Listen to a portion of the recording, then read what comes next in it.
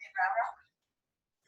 And I'm one of the faculty who work in the WellCats program. And I'm a board certified health coach. So I do the health coaching that the program provides. So today we're going to do sort of a group health coaching session.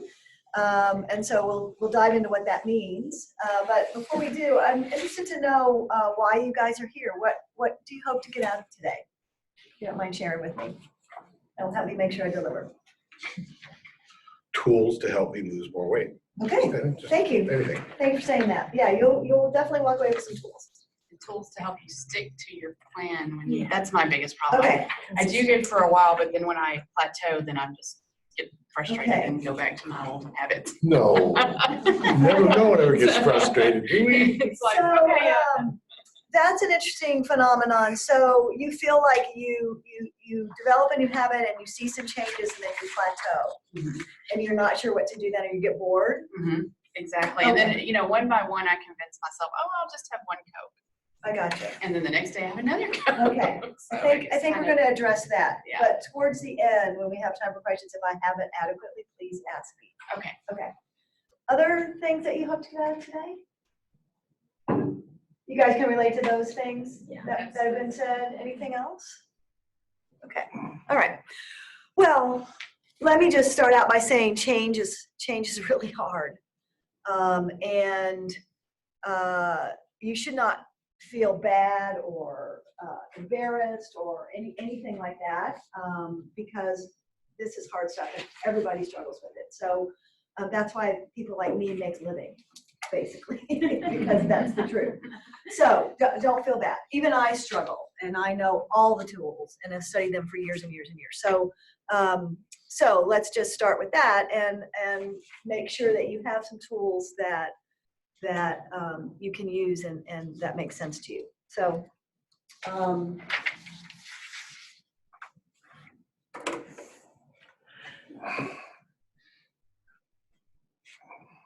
not gonna work for me.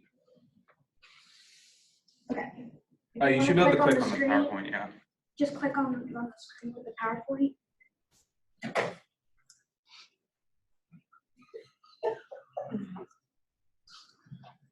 Oh, I got you. Thank you. All right. So what we're going to cover today is, the first thing we're going to talk about is how to sort of anchor your health and wellness goals. So one of the things to stickiness is to connect what these health and wellness goals, how they impact your life. Not just because Janet tells you they're good, or your doctor tells you they're good, or your spouse tells you they're good for you. I want you to see how they relate to the things in your life that are important to you. That is the biggest secret. Okay, so we're gonna talk a little bit about that to start. Then I'm gonna ask you what is one of your goals. You're gonna actually fill that out today. We're gonna talk about writing a SMART goal and how that's important. Then we'll talk at length about strategies to make sure you achieve your goals, all the tricks, and what the barriers and challenges are. I know a lot of them, but I want you to help me understand what yours are. And then we'll wrap it up.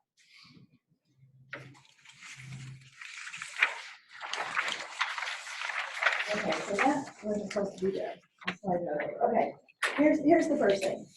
So the biggest secret around making these habits stick is seeing how they relate to things that are important to you.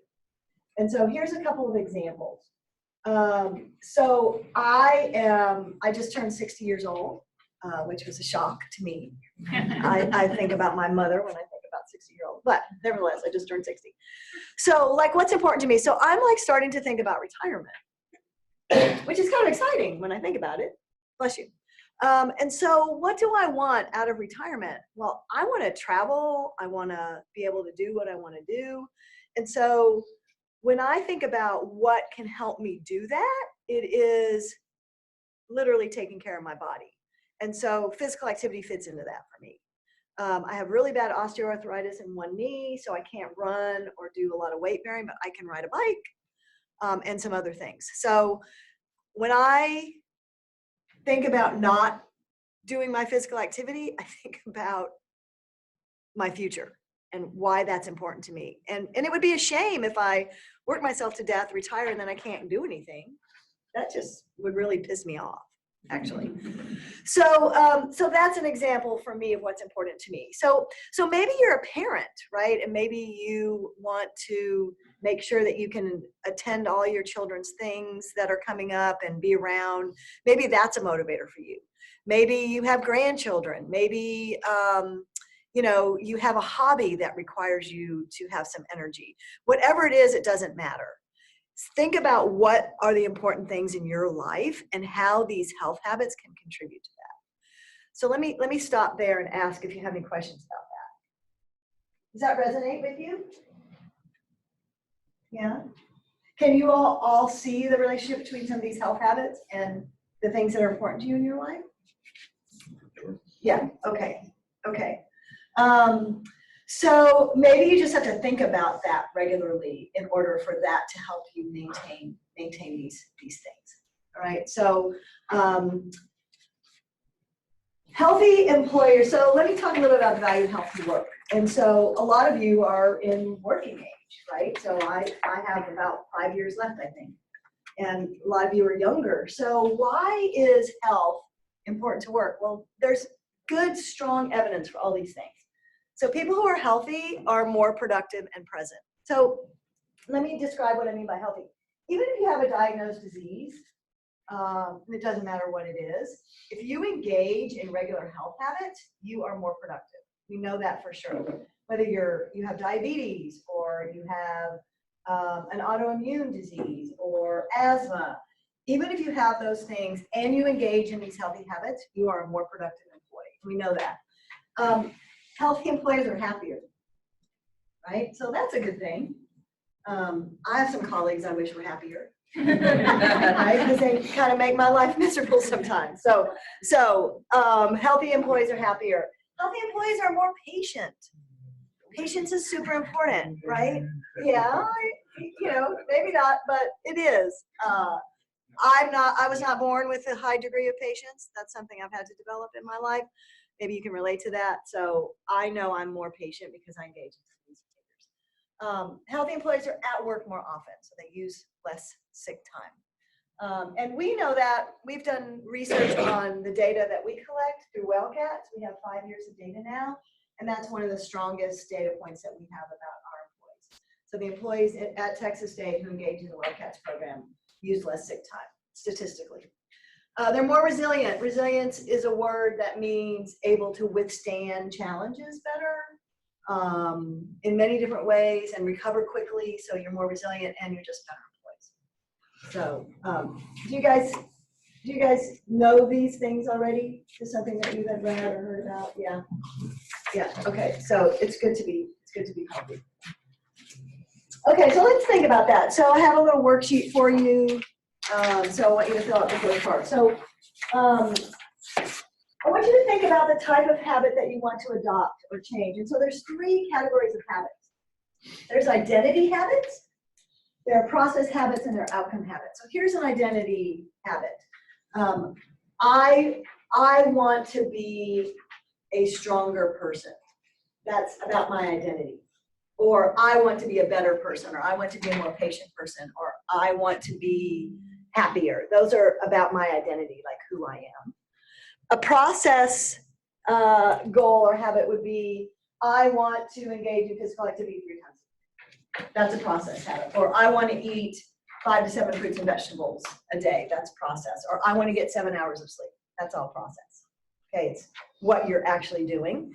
The outcome is, I want to lose 5 pounds or 20 pounds or whatever it is that James wants to lose. Yeah, so do you see the 3 types? And it doesn't matter what type, but so think about that. Think about what you want for yourself. Identify the area you want to focus on. So I'm assuming it's probably one of these: nutrition or eating, physical activity, sleep, energy, or maybe all of the above. So maybe you have something else, that's fine. Describe the behavior you want to adopt. So here's some examples. I want to eat 5 to 7 helpings of vegetables a day. I want to do at least 30 minutes physical activity a day. I want to get 8 hours of sleep a day. I want to have 25% more energy a day, whatever it is. And then the frequency. So when you put it all together, you have a statement that looks like this. I want to eat 5 to 7 helpings of vegetables 5 days a week. So I'm going to give myself the weekend to kind of relax about that, right? I want to do at least 30 minutes physical activity 3 days a week. I want to get 8 hours of sleep 4 nights a week. I want to have 25% more energy on weekdays. So write that down in that very first part of the form, please. So what are the most important life goals that you have right now? Jot down something there. What type of habit do you want to adopt? In what area do you want to focus your habit? And then stop there. Stop after number 3, and then we'll come back to the SMART goals. So may I ask a question? Please do. What if you have like a dozen things you need to change? Do you have recommendations for how many it's realistic to? That's a fantastic question. So the question is, what if you have many things? How do you pick? Like, how do you nail it down, or do you need to? So the research is interesting on that. We used to think that you should focus on one thing at a time. Get that sort of going and then go to something else. We now know that that's not necessarily the case. People can be successful focusing on 2 or 3 things at a time. So my own experience with people tells me don't pick more than 2 or 3. And you know how you pick? Maybe pick the low-hanging fruit, the things that you think you can be most successful with first. And maybe you decide that based on previous success. So if you've had success changing one of those things before, start there. Get that going. That will give you some confidence that you can use for the next thing. Does that help? Yeah. Okay. Don't pick more than 2 or 3 to start. Yeah.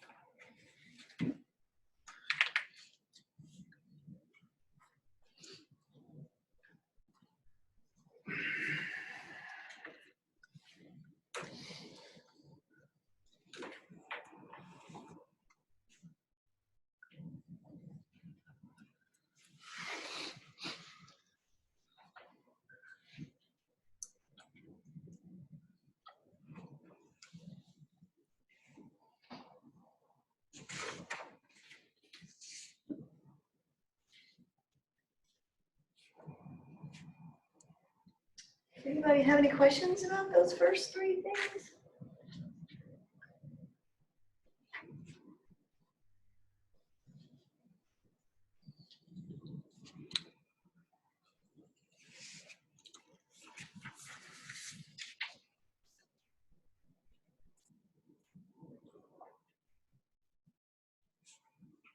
Okay.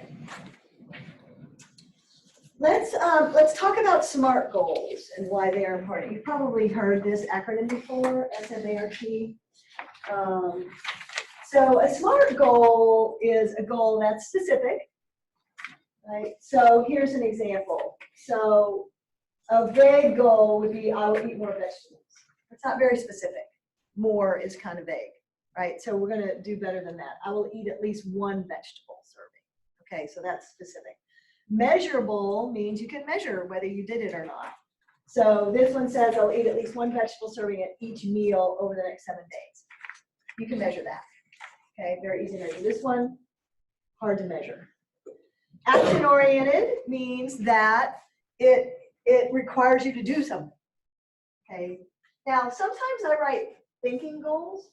You know, I will spend 30 minutes this week thinking about why it's so hard for me to like vegetables.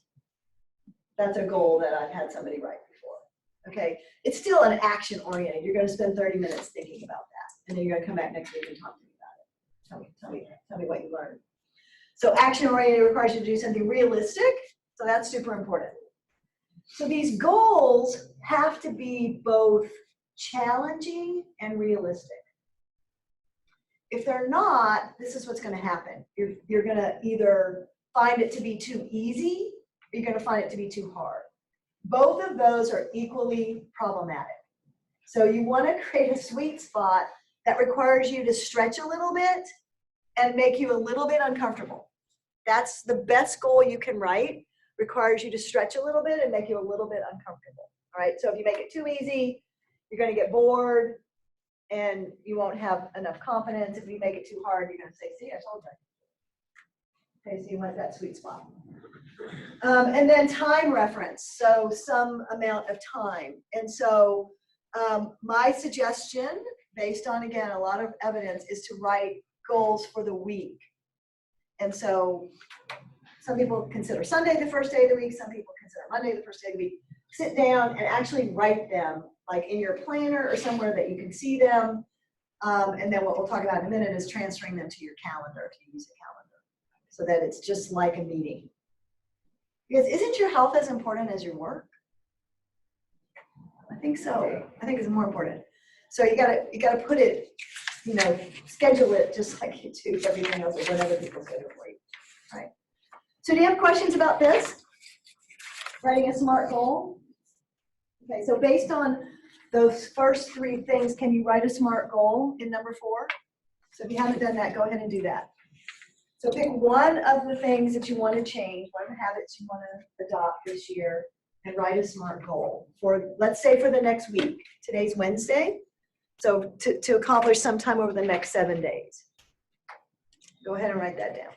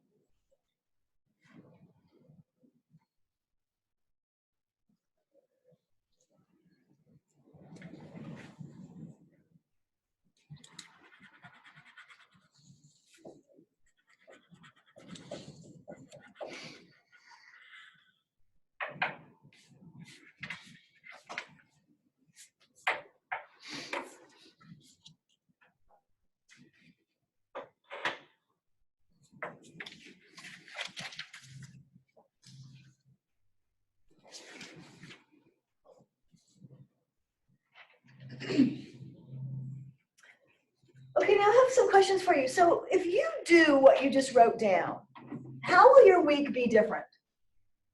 I want some answers to that question. How will your week be different if you accomplish what you just wrote down? My time after work will look different. Yeah, okay. In a positive way? It's debatable. It's debatable. Okay, so that's good. Binging versus doing a workout video instead. Okay, okay. So if you do what you wrote, how will you feel different? I'll probably be a little bit more physically tired, so maybe I'll get better sleep. Okay, very good. So sometimes you have to walk it out a few steps. Yeah. Would that be a good thing if you got more sleep? Okay, very good. So that's something to keep in mind as you go into next week. Other answers to that question? How will your week be different? Yes, ma'am.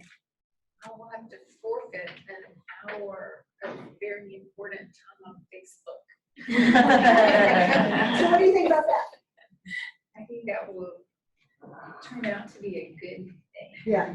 Getting like that off of the chair. Okay. So, Okay, so you're going to go from a sedentary activity to some movement. How will that impact you? it will make me feel better. I know it, but I already know that. Okay, so it will make you feel better. So that's nice. Yeah, okay. Another answer to that question, how will your week be different? You do your goal. Yes, ma'am. It will affect how my commute works. So, Okay. like if I go to the gym on the way home, I have to stop in a certain place. I have to get off the freeway in a different place, and I'm hanging out Okay. somewhere not in traffic for 45 minutes, Okay. which might maybe get home later, but the traffic might be a little better after I get out. So the experience will be more enjoyable, Yeah. potentially. And so let's walk that out a little bit more. So let's say you get home, what, realistically, 45, an hour later, later than normal? yeah. Okay, so then what effect will that have? So probably eat later than normal. I might even go to bed later Okay, than normal, which means I get less sleep. okay, because you have to get up at the same time. Yeah, I have to get up at the same time no matter what. Okay, And I okay, generally need a few hours where I'm yeah, home and not talking to people before I can go to sleep. gotcha. Okay, are you sort of an introvert? Yeah. And you have an extroverted job? Yeah. Okay, gotcha, totally understand. So how can you prepare for that by maybe prepping some food that just requires you to heat it up? What do you think about that? Possibly, I already do that just because. do that? Yeah, I commute Okay. over an hour to get home, so I'm Okay. already getting home pretty late. Yeah, okay. Is there a chance you can eat in the afternoon and just have a little snack at night? Maybe. Think about that. So think about ways to sort of decrease the negative consequences of this behavior, so it doesn't become negative. Does that make sense? Yeah. You have to play with some things. That's a good one. Thank you.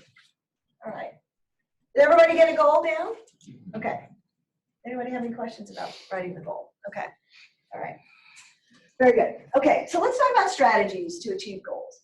And if you look at number 5 on your list, as we talk about these, write some things down that really resonate with you and that you might want to recall as we go through.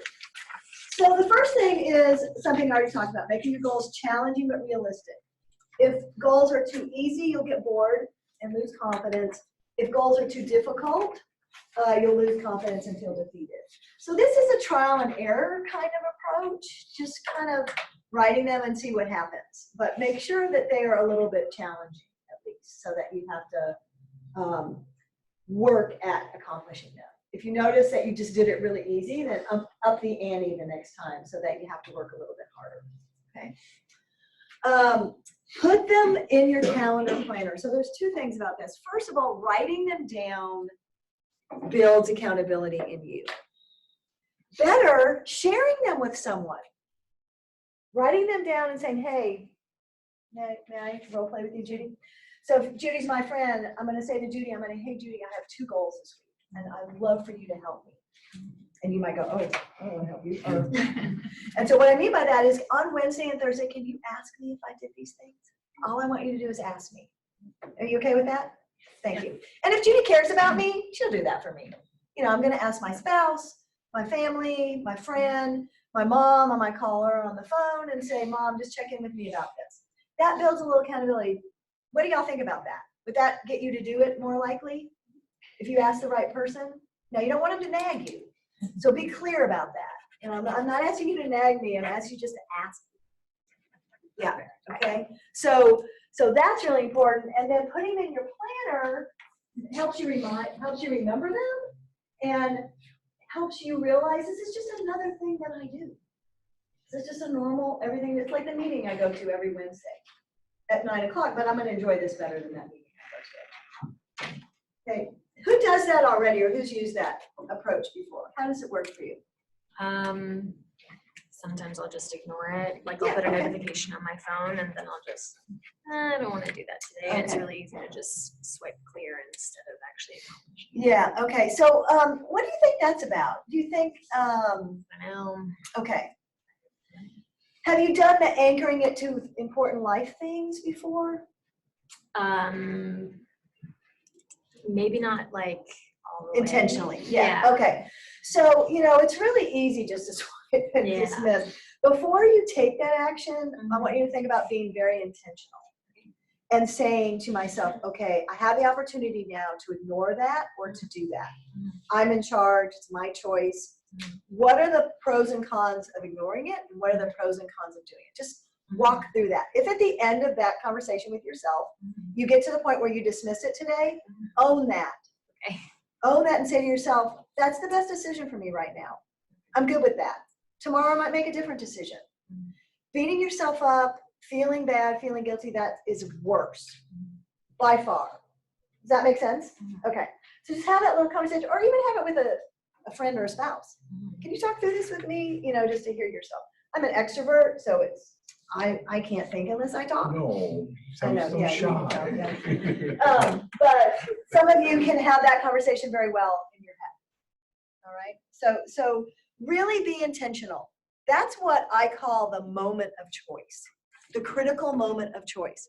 I can go do this thing that I know I'll feel better at doing and will help me, or I can sit here and be on Facebook.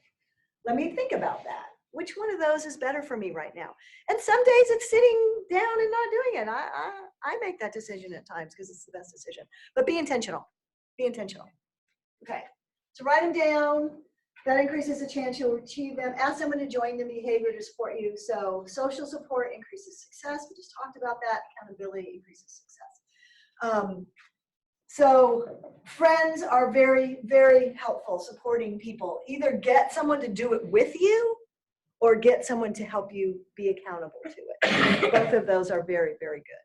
What about when you have friends who want to help, but you both end up feeding off each other's kind of like negative attitudes towards something? Or like, I have a friend, we would go work out together and we do well for about a month, and then we just make excuses, and they both then we're feeding off of each other in a sense. Yeah.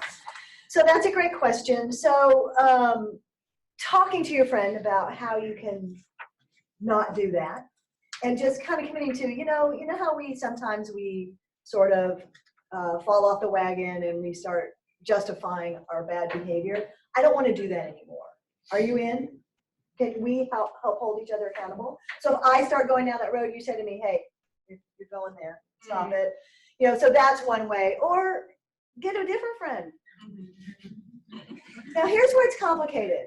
If it's your spouse that is encouraging bad behavior, you have to have a really serious conversation about that. People who don't support you in these efforts are bad for you. They are not going to help you reach your goals. So you've either got to have that very serious heart-to-heart and say, I know you love me and you mean well, but when you do this, it does not help me. So if you love me, I need you to do this. I've coached many people through those hard conversations.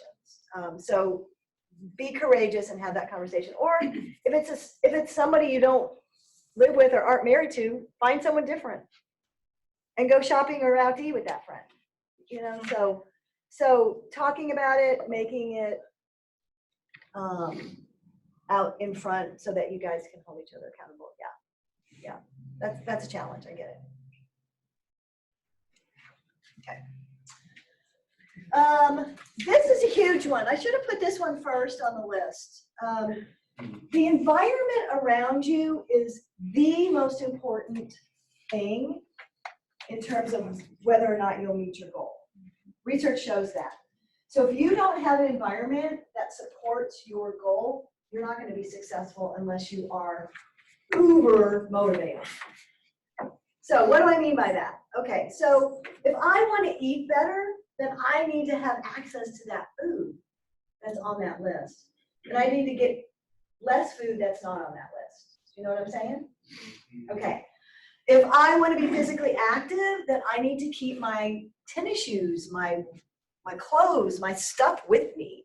And I need a place where I can do that. Now, fortunately, at Texas State, we have a beautiful place to be physically active. It's quite challenging, actually, to walk from here to the health professions building. It's all uphill, right? So, and we have all these exercise classes, right? And we have a policy that gives you 30 minutes a day to go be physically active. So you don't have to go to a class. You can just say to your supervisor, I'd like to use my wellness time and leave the office and go walk for 30 minutes, right? So we've got a very supportive environment here, and that's what WellCats tries to do, is make the healthy choice the easy choice. We're working really hard to do that for you. So think about your environment, think about your home. So I want you to look at that goal you wrote and identify what is one thing you can change in your environment to increase the chance that you will do this goal. Everybody think about that, write it down, and I want to ask you to tell me what you wrote down. Who has an answer to that question? one thing you can change in your environment to increase the chances that you'll do this. What do you think? Thinking sleep in my walking clothes, so all I have to do is. Oh, put my that's a tennis great shoes idea. on. What do you think about that? Well, hopefully the temperature will be okay, but I think Yeah, you have not colors. giving myself time to That's awesome. like make a different Okay. choice. If Okay. I'm still asleep, I won't. That's great. How about putting your phone in another room and keeping it off at times, so you won't be tempted by Facebook? Oh my gosh. What about that? No, I don't know about keeping my phone in another room. Okay, That's- so that might be- be asking a That's lot. too far for you. Okay, fair enough. But think about that. What's one thing you can change? That, putting my phone in another room. Okay, yeah. Are you okay with that? I mean, I can be, yeah. For a little time. I'm not talking about 24 hours a day, I'm just talking about a few hours. Right. Okay. Yes, sir. What'd you write? Actually, I have two. I have Uh-huh. remove sweets from the house Okay. entirely. Great. And then only getting like single serving sweets on Saturday. Okay. So there's no lapsing over during the week. It's not there. Gotcha. So how does that sound to you? Does that sound reasonable? Yeah, because I generally do that with my daughter anyway. Okay. I just don't follow it Oh, myself. so And I happen to know how important your daughter is to you. So that's double good. You're being a good role model. And how about asking your daughter to help you with that? Right? She would help you. Yeah, she'd love that. She'd go, Daddy, Yeah. always supposed to have I was one. gonna say. Right? Okay. Yeah. So you can't resist that. There's no way you can resist that, right? Okay, so that's awesome, right? So exercise a little bit of constraint, keeping it out of the house, saying on Saturday, we're gonna go have our sweet together. That'd be cool? Yeah, I love that. Okay. You said you had two. That was the two. Oh, that was the two. The Okay. roof in the house. Okay, gotcha. What was yours? Mine would be leave shoes at work to go Okay. walking in What are because you you're wearing right. today? I mean, I have on boots. Okay, you can walk in But I need to there. leave my tennis shoes Yeah, here. leave your tennis shoes, okay. So leave a pair here. I've only got 50 pairs, and so I think I could spare one to Cool. leave at work. And then my other thing would be to prep my meals. Because I may have the food at home to cook, but when I leave work, it's really easy just to go through a drive-through because I don't want to cook, clean up the kitchen, all of that kind You're of thing. already So, tired. yeah.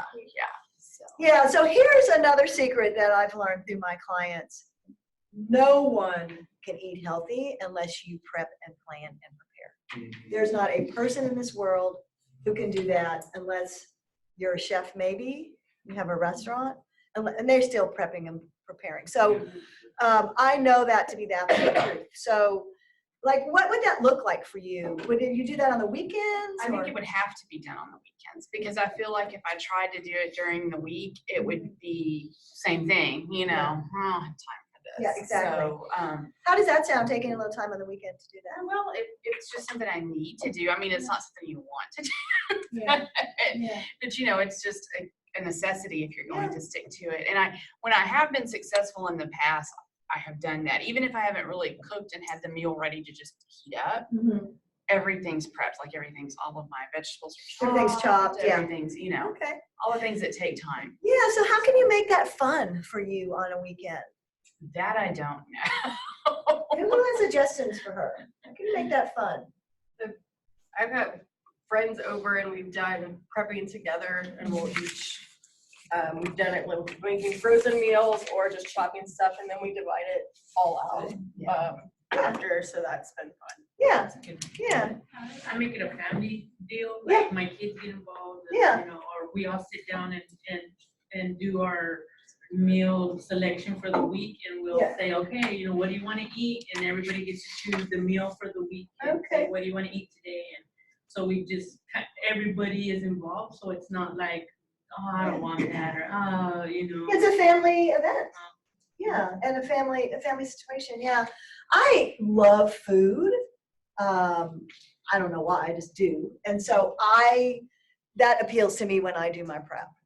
You know, like I really, I'm also a very curious person as a professor, that probably doesn't surprise you. And so I try to make it something I can learn about, like a new food or something like that. So just think about what appeals to you in that process and focus on that. But I think Prepping is absolutely necessary when you want to eat healthy, yeah.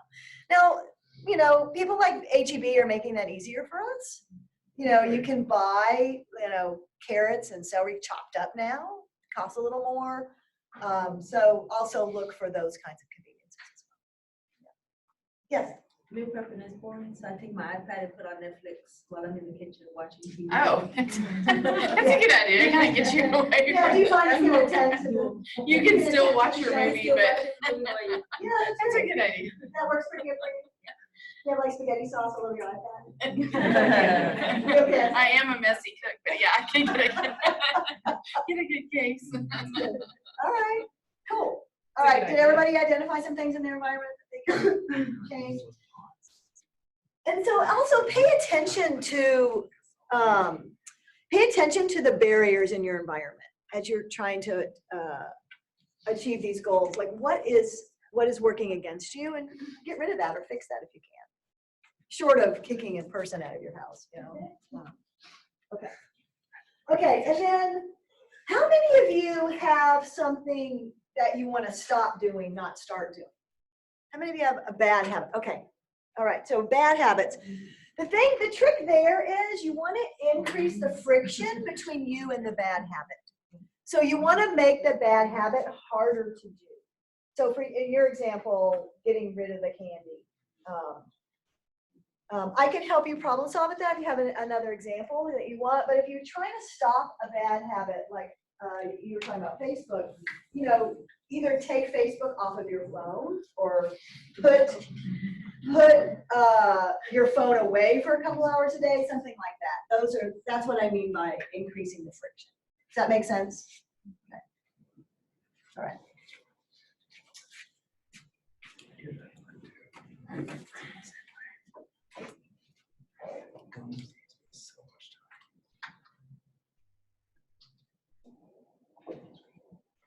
I'm stuck. Point to the screen. That screen. This screen. Is that how you did it before? Pointing just at the screen there? I can't even escape out of it. It seems like it's stuck. Are you trying to bring something? I'm just trying to go to the next slide. It's just clicking sometimes on that monitor. I thought I did that. Thank you. Okay, strategies to achieve goals. We're still on this. So the other thing that can be helpful is to visualize yourself doing the behavior. Visualize yourself doing it. So maybe, let's say Wednesday. So between now and Saturday, I don't know your name. Cassandra, between now and the weekend, visualize yourself on Saturday or Sunday prepping. Just sit down, close your eyes, visualize yourself doing it. You know, how is it going to look? How am I going to feel? How can I enjoy this? So see yourself doing it. That can increase your confidence. Another trick is to stack your habits. So pair a habit you want to do more of with a habit you already do. Here's an easy one. So how many of you brush your teeth every night before you go to bed? All of you. Okay. How many of you floss every night before you go to bed? Not so many of you. Okay. So flossing is something you can stack with brushing because you already do it. So you can tell yourself, I'm not going to brush my teeth until I floss my teeth. Right? And put your floss right by your toothbrush. So your spouse might not like the clutter, but who cares? Tell them to get over it. Right, so that's stacking. Okay, another thing is, this is something that one of my clients did. So he loved coffee. So the first thing he did in the morning was get up, go to the bathroom, go in the kitchen, make coffee. He wanted to do more strength training. So he decided to stack 10 push-ups with making coffee. So before he made his coffee, he would get down on the floor and do 10 push-ups. That was his stacking. And he wrote a little note on his coffee maker, push-ups. So before he made the coffee, he would do push-ups. That's a more ridiculous example because it's not maybe as natural. You wouldn't think of push-ups and coffee making, but he worked for him. So stack habits. So think about that for a minute. What's a habit you have that doesn't matter what kind of habit it is in terms of good or bad or whatever. As long as it's regular, is there something you can stack? Does anybody have an example? Yeah. I'm not doing it right now, but I used to. I just touch my toes 10 times. Okay. and use the counter and do like 20 push-ups on the counter Yeah. just before I go get in the shower. Okay, how did you start that? Just did. Yeah. So that's a stacking. So before you did your shower, so when you thought about shower, you would go, oh, push-ups. Yeah, okay, that's great. So if you put things together, and it helps you remember them. Does anybody else have a thought? Yeah, So I need to take an asthma inhaler every morning. okay. And like, one of the things that my allergy asthma specialist told me was better rinse your mouth out after you take this because of a side effect to it. Okay. And so I tied it to brushing my teeth because I knew that that is part of the process of brushing my teeth. Okay. And if I'm getting ready to leave the house, like I know, like, okay, I know that I've gone through that process of Yeah. taking all my allergy pills, doing my inhaler, and brushing my Oh, teeth. that's as part fantastic. of that process. Okay, yeah, so that's a great example of habit stacking. Yeah, okay. Think about that, that could be a trick. If you don't enjoy your new habit, and I put a yet, do something you enjoy right before the new habit. Right, so if you don't enjoy food prepping, or you don't enjoy being physically active, and you want to start those things, do something you really enjoy right before it, so that it builds those endorphins and makes you feel good, and then you're going to have more willpower. I'm reading a book right now about willpower, and willpower is fascinating. The only thing I know so far about willpower, and it's not from the book, it's something I learned before, is that everybody sort of has the same amount of willpower, and it's a refillable characteristic. So when you wake up in the morning, you have the most willpower. As you go through the day and you do things you don't want to do or you don't like to do, your willpower gets sort of beat out of you. So by the end of the day, most of our willpower is pretty depleted. So if you are starting a habit that you don't love yet, the most willpower you have is in the morning. So it kind of makes sense to do it first thing in the morning. So your example of going home and stopping at the gym, if that's not something you do regularly and you were starting it brand new, and you had the option, it might be better to do it in the morning or you weren't so tempted. It's really surprising because I've Yeah, a lot of people say that. Yeah. And that could be related to your lungs, could be all kinds of things. And I totally respect that, so don't do it just because I told you I'm a willpower. But yeah, so for you, for the going through the fast food on the way home, so maybe prepping in the morning when you have the most willpower is another way to do something. So I'm learning more about willpower. I'm gonna have more to say about that in some future session. And then plan. I already talked about that. We know planning is imperative. So make sure you grocery shop and you have healthy food. Pack your clothes the night before or sleep in your clothes. I love that. Set an alarm on your phone and then be intentional about dismissing that alarm just right out.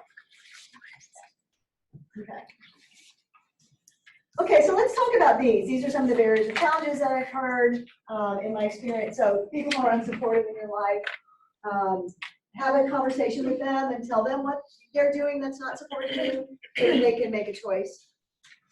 Temptations and distractions. If you can get rid of those, get rid of them. If you can't get rid of them, you have to come up with a strategy for managing them. Right? Can somebody think of an example of a temptation or distraction? Tempting to just stay in bed. Oh, so stay in bed. Okay, all right. Too tempting to just stay. Instead of getting up to Go work out. to go work out. Okay.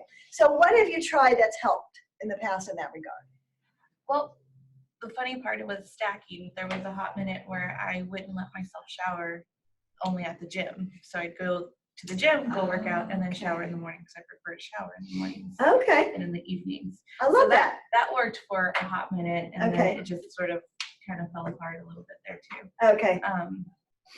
But yeah, right now it's just feels so much better to stay in bed. Yeah. So are you getting to bed early enough? I believe so. Okay. I also have kids, so they have to be up by 6 to get on the bus, but I technically don't have to be up till 7. Okay. And they're teenagers now, so it's Oh, getting they don't need you. correct. And so it's getting to be way too much fun to just not Gotcha. have to be over them all the time. So is there something that they could ask you to do in the morning that would require you to get up? Right now, I'm thinking I could just try to have my coffee earlier.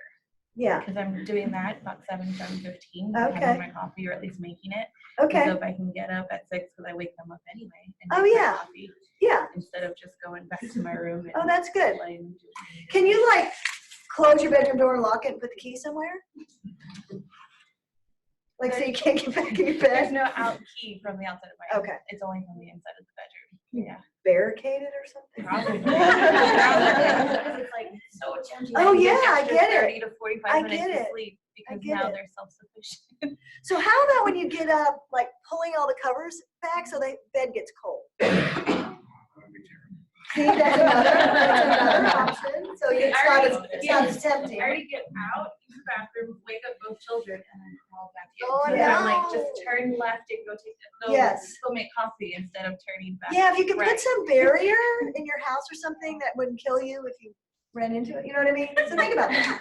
Yeah, that's good. I love that thinking. Get out of the bed and just make it up. Yeah. Yeah, Right then, make it up. yeah, make the bed right You away. Just pull the covers all the way to the top of the bed. Yeah. So that it's, It's too pretty to mess pretty up. much. Yeah. Exactly. That's another thing. It's made and you just don't get back in I it. like that. Or sometimes when like I'm doing laundry after a long day of work and I know that I don't want to fold it, Yeah. I'll put all of the unfolded laundry on my side of the bed, so I literally can't get in it until I fold it and get it out of the way. That's a good idea too. Yeah. I don't like it sometimes and I curse myself, but I don't want to throw dirty laundry, or I don't want to throw clean laundry on the floor so I can get in bed, you know what I mean? So sometimes like obstructing your path. Yes, yes. Like, I literally can't get in now. Those are all good things. Okay. Good. Oh, I also have another one. Good call, Toby. Yeah.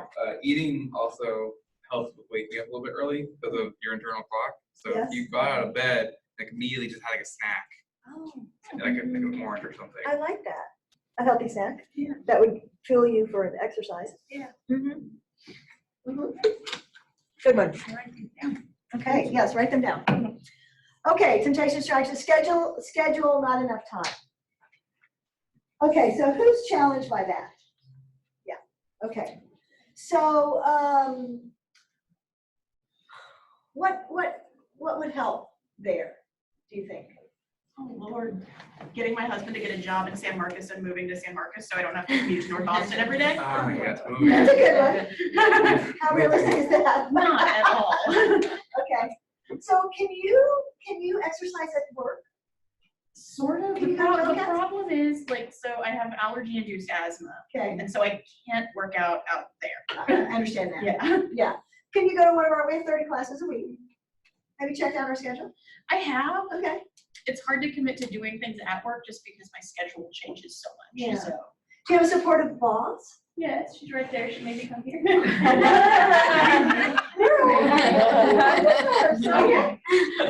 I try to schedule, like when She's- like going. She's to really good about scheduling herself. Yes. Okay, so I'm just do what not she does. as smart as she is on that one. Okay, well, so.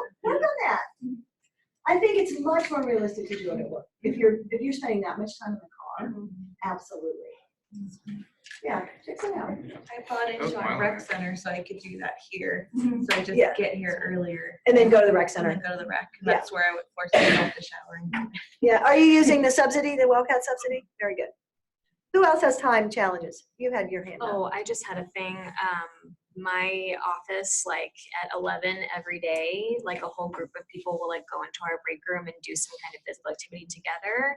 So it's kind of like just a breather so it's like scheduled every single day and it's like a group thing. That's great. What department are you in? At college. Grad College. Yeah. Oh, you have a very supportive dean. Yeah. I used to have the time challenge. I used to go after work to go to the gym to go work out, then come home, then have to feed my kid. And then by the time I did everything, it was like 10 o'clock and I just wanted to crash in bed. I had no time for anything. That's when I really just started taking advantage of Wildcats. And I decided that was going to be my time no matter what. Like I was going to schedule Wildcats at 12 o'clock. That was my meeting. No one's going to interrupt that. And he So- never misses. Yeah, I never miss. And you let everyone in your office know that. Yeah, and on top of that, I'm very encouraged. She's in my office. I'm very encouraging. I used to walk around the entire office like, hey, you going? You going? Yeah, we're all going. But then I got Sean, my workout partner, and I hold him accountable. But he's like a child; he won't remember. He's much older than him. Yeah. So. That's so, awesome. Yeah, I'm kind of a support system for her. He really is. I mean, I will say that he encourages. I think our biggest problem is we eat all the time. Yeah. Yes. There's always junk. Yep, Yeah. always junk. And it's like if you say no, they still put it on your desk. Can you control that? Birthdays. Oh gosh, yeah, we have Birthday cake like every This is a stretch of the year. It's like birthdays Which some every of other us day. select to do other things other than cake. Yeah. Like I did like, Yeah. let's just do breakfast tacos, or let's, some people select bagels. Yeah. But it feels like we eat cake every day, and then they just have candy out all the time too. All the time. So make them change that. So our team does like a big collective celebrating whatever it is we've got to celebrate every couple of months. And so like we're celebrating all the January and February birthdays, and there are a ton of January and February birthdays. And like a couple of us got into grad programs and things like that. And so all of those things, we're gonna have like a potluck next Friday. And everybody's bringing something, and some things are probably gonna be more nutritious than others. And everybody still feels celebrated, but we don't have like, we have like one cake instead of like 8 cakes. That's a nice way to do it. That's a nice way to do it. Yeah. Okay. Remember, you need to manage your environment. So I'm just saying that. Other people's requests and needs. So it sounds like you have made it known clearly that this is your time. I think that's really important. People I find struggle with putting themselves first. That feels selfish or whatever. If you don't take care of yourself, you can't take care of everybody else. It's just as simple as that. So if there are other people in your life who are important to you, then give them the gift of taking care of yourself. The other way to think of it is this. So my mom had 4 children, and she was a stay-at-home mom. My father had an international business, so he was always overseas. So my mom raised 4 kids by herself. I learned from her to put everyone else first. And I saw what it did to her. So I vowed as an adult to not do that. And so I've learned that it's okay to take an hour a day or whatever it is I need to do whatever I need, because I'm a better person and everybody else benefits from that. So, you need to prioritize yourself. If you think about what your priorities are, if you're not thinking of yourself as one of those, start thinking of yourself as one of those. Because if you don't prioritize yourself, nobody else is going to.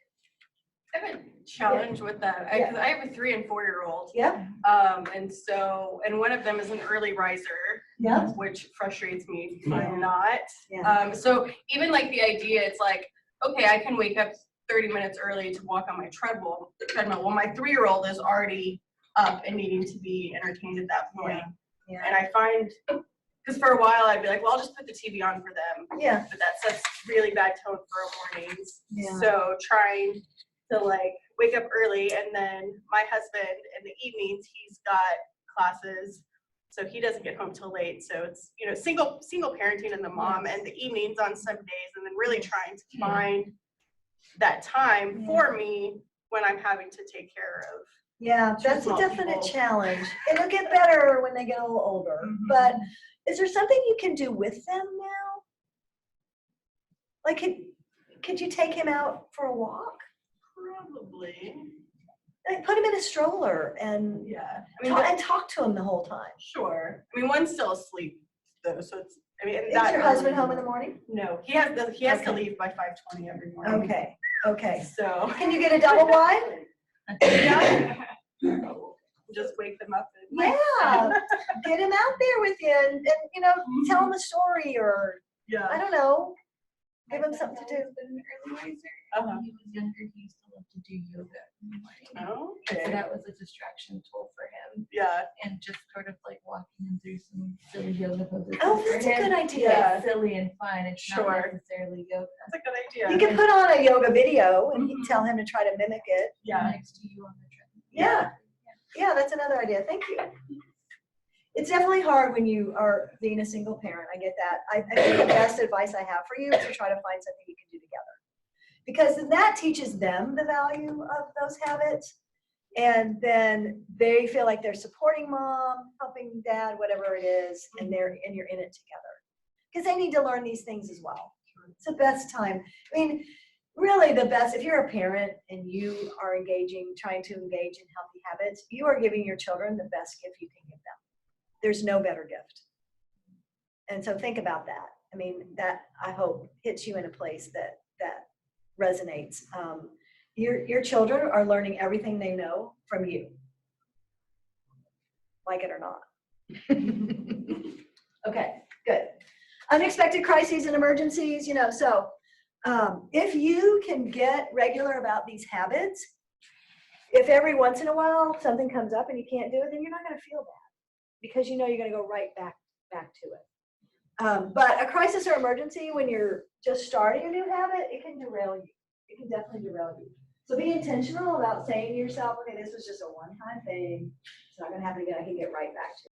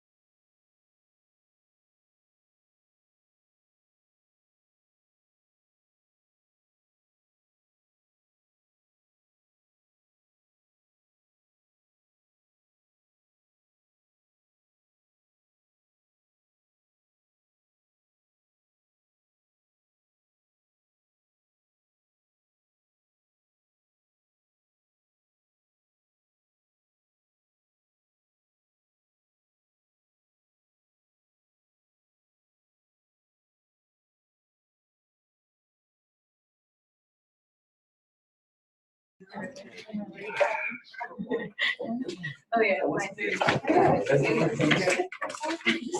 That's